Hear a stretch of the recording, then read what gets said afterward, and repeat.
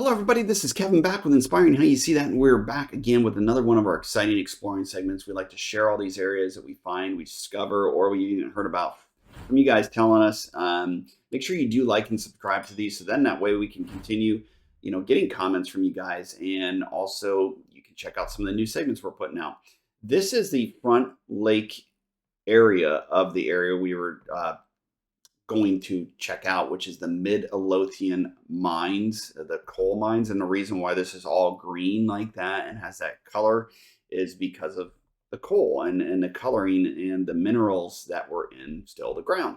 And what's really cool about this is actually one of the original pictures of the mining area, the coal mines. And they only spent, was like 137,000 or maybe 100, close to $150,000 to build this whole facility.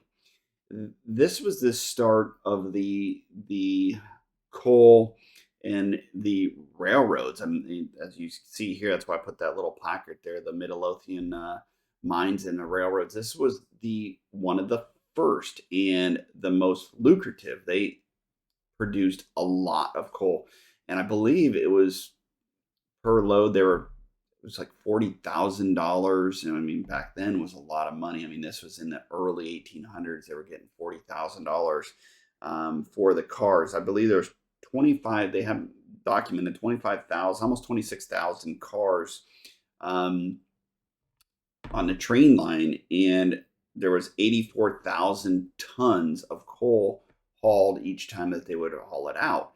And couldn't imagine now, with the coal being worth, I think it was like, as they said, like 40,000 to, yeah, it had anywhere between $30,000 and $40,000 each time they would do a load.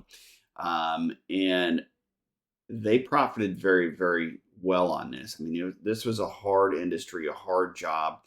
This is one of the areas where the coal, you just pull it up and then they put it onto the, but this is the tunnel going into one of the trails to the back area of I mean, a lot of this just kind of caved in, and you'll see some of the pictures that I'll show in this because this wasn't really deemed a historic area till pretty much after everything was dilapidated and fallen in.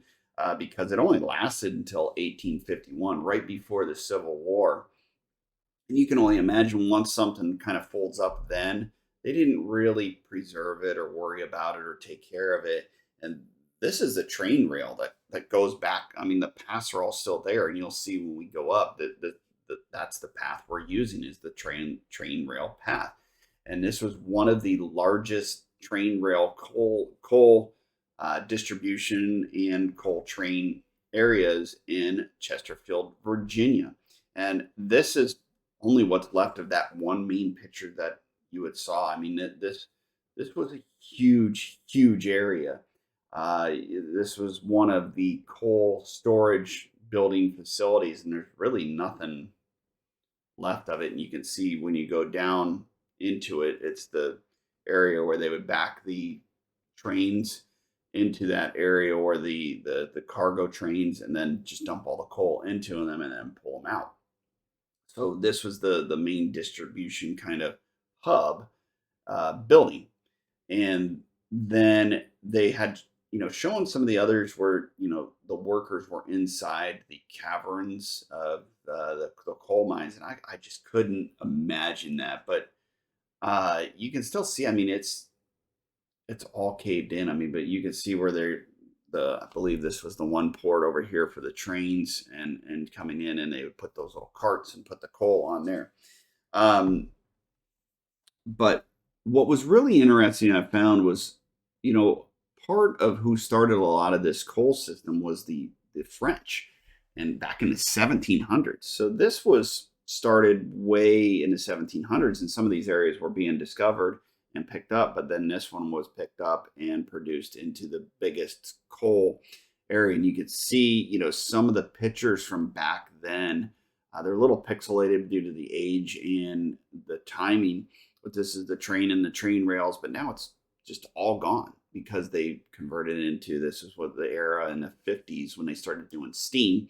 So of course, everything lost a lot of value in it. So if you guys do like these segments, make sure you do like and subscribe. This was just a short segment of a cool area we wanted to check out in Chesterfield, Virginia. It's kind of like I always call these some of the forgotten areas that a lot of people don't know about, but they turn it into a park, and it's really neat. So go visit it.